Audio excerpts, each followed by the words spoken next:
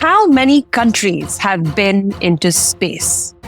Why haven't we been able to send people to the moon since 1972? What are Blue Origin, SpaceX, Virgin Galactic, and what's their mission? Are these all the quiz questions for today? Maybe, or maybe not. But these are real questions and that I want answers to. And so, if you haven't guessed already, it is all about space this week.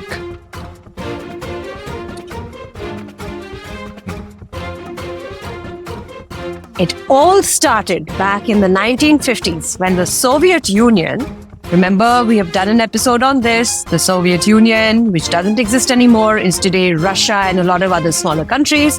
Well, in the 1950s, the Soviet Union sent a satellite called the Sputnik. I'm sure you've heard of this. It's a really cute name. Sputnik means satellite in Russian. So they sent this Sputnik into space, basically to collect information. And this is what led to the very beginning of what we call today the space race. And in fact, it was between the Soviet Union and the US, right? It was also kind of during the time of the Cold War, which is a completely different topic that we can get into.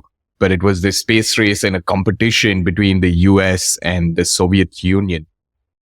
And I think that's what made space really cool.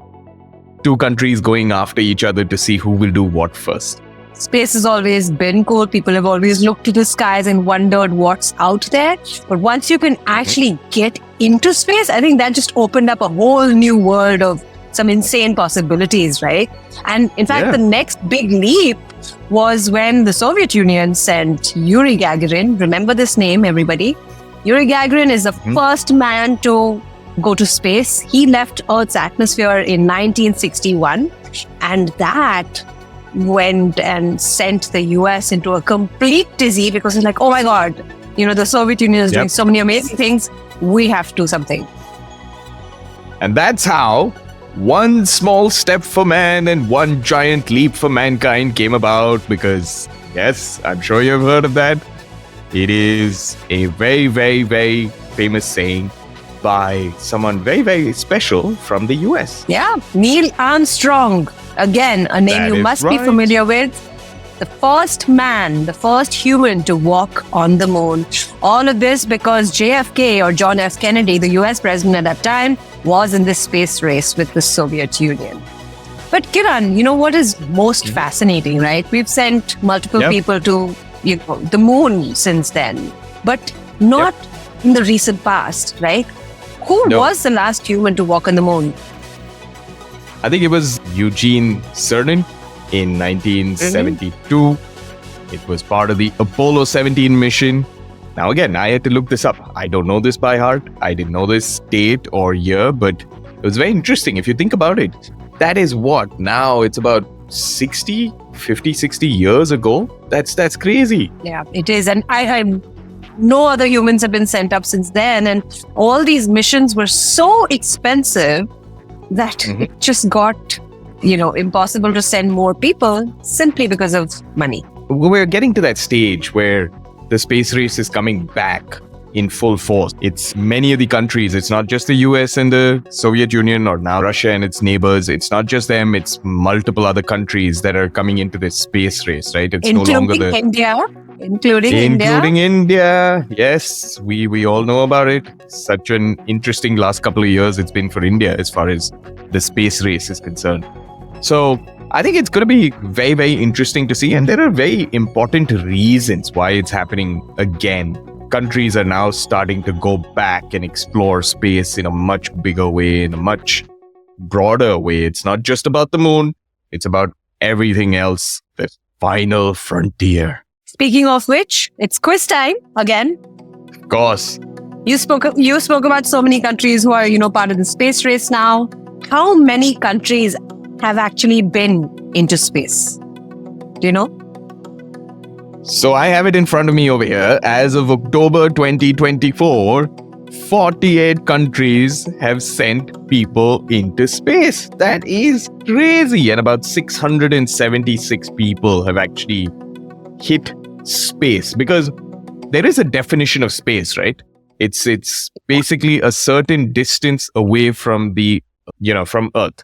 And not just about the atmosphere, from Earth's surface. So it needs to be about 50 miles beyond the Earth's surface. So if you look up to the sky, think about 50 miles up into the sky, and then that becomes space.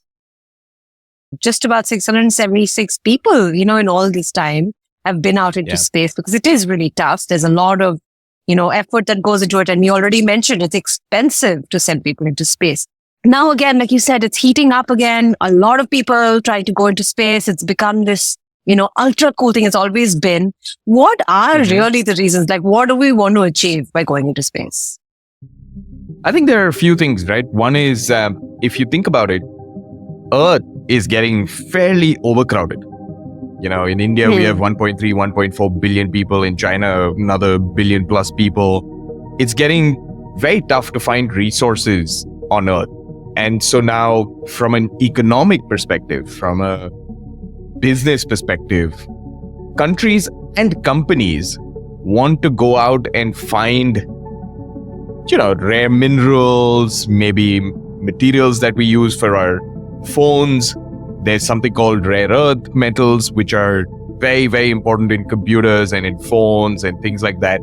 And so we are starting to see that asteroids in space and the moon and maybe other planets even have such resources available in them. So it's kind of a race to see who can mine it and capture that.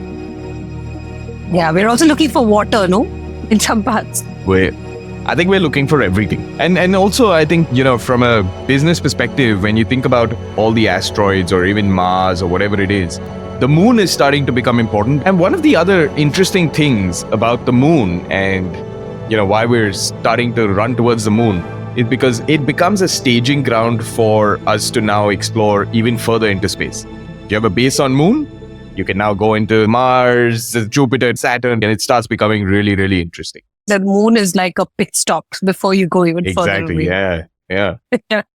And a lot of private companies are also involved in this whole space race, right? What are they in it for? I mean, if you think about it, companies like SpaceX, which is run by Elon Musk, a very big Trump supporter, funded a lot of the campaign from the presidential race perspective, which we talked about last week. These companies are really trying to play that crucial role of partnership with the government so that they get those contracts. They get to be the first ones who go and set up base maybe on the surface of the moon, maybe somewhere else. So it becomes, again, all about money and all about resources and who's going out and getting it first. Yeah, that's what we said, right? I mean, after that Apollo 17 mission, they had to cancel a lot of missions because it was just getting too expensive for a government to handle those kind of costs. And also, what was the motivation behind going to space, right? At that time, the motivation very simply for JFK, John F. Kennedy, was literally, Soviet Union has done it, so we must do it too. We have to put a man on the moon, right? But after that, it was not so much about the research or the technology, right? But now with private players, the mission has changed. You want to spend money on technology. You want to spend money on actually mining and finding rare metals and, just opening up space for the literally limitless possibilities that could be out there, right? So this private money is definitely helping a lot. No, absolutely. And I think it's also becoming important from a strategic military perspective, security perspective, defense. So there are a lot of reasons why it's becoming really important. And now let's kind of touch upon very quickly who are those countries who are going after it, right? We know for a fact that US is still kind of leading a lot of the effort here. So we have NASA, which is the US government program for space. We have SpaceX and Origin, which are two private companies, Elon Musk and Jeff Bezos. There's also Virgin Galactic, which is Richard Branson, which is a British-American company. So there are a lot of those players who are partnering with the US to kind of go into space and explore space. Yeah, explore space and also open space up for tourism. I think that's the other fascinating part here, right? It's not just about science and, discovering new things. It's also about just, having people who have enough money to buy a seat on a spaceship to go and just look at space like you would probably go look at any, the Taj Mahal. The Eiffel Tower or the Taj Mahal or whatever. Yeah, it's crazy. Yeah. And then you have China, who have also now started getting really aggressive with their sort of space missions. They want to set up a lunar base, which is a base on the moon. They want to basically be a rival to the US in all ways possible because they are constantly competing with each other. We mentioned we have India, who's been doing a great job. Absolutely. Yeah, which is amazing. The Mangalyaan was one of the cheapest missions to the moon, and no one thought it would be possible. And we did it, right? Which is crazy. You also have, many other crewed flights that they're thinking of. So sending people out into space and Mars and Venus and more exploration of the moon. So India is getting into it in a big way. And Russia is not far behind, right? I mean, Russia started it all. Of course. Yeah, so they're doing a lot of work in this still. And obviously there's Japan, there's the UAE, which is also getting into it because they have a lot of money. So everyone's got massive ambitions for space. Yeah. But why now specifically? Why are so many of them coming in now and, fresh? Like the UAE or like you said, Japan or many of the other countries may not have had a massive space program, but why now? You did touch upon it, right? Earth is getting crowded. There's a lot, we've done so much to this planet of ours that we are now looking outside of this planet to see what else we can. I hate to use the word exploit, but somewhere there is that aspect to it as well. 100%. So, and we're just trying to see who can get there first because, it's literally like there's this prime real estate lying outside in space and everyone wants to plant their flag on it. Some parts of it, a lot of it is great because we should be going out and exploring. And that's what makes humans so unique, right? In the animal kingdom, we are always dreaming and imagining there's a world out there to explore. And that's why we've come as far as we have today.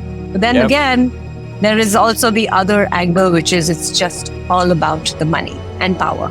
Yep, 100%. And I don't know if you've been following, but just a few days ago, there was a massive Senate hearing in the US where there was a talk about aliens and UFOs and, how the US government has actually been hiding it. And there is an actual non-human spacecraft and material that they have. And this is something that really, really senior military staff have come out and exposed and, as whistleblowers come out and talked about. So yeah, if you haven't seen that, then go follow that story as well. It's very cool because all of us want to know if there are aliens, if there are others who are out there in space. So I think it's a very interesting time. Reminds me of a very, very old movie. I don't know if any of you would have heard of it. It's called Independence Day. And it's got a very similar story. Yeah. Exactly. So I think this is one topic that will continue to be fascinating. It will continue to develop. We've given you an overview of what the space race is, who the different players are, what we're trying to achieve. But if you have questions or if you have facts that, you think would be interesting for the other listeners here, please send them in. You know where to find us. We are on www.takarokids.com. And on Instagram. So, as Debbie said, if you have something for us, and actually, it was a very good point. If you have some facts that we haven't covered, which would be super interesting for the community to know, share that with us. Until next week. Bye-bye. Bye-bye.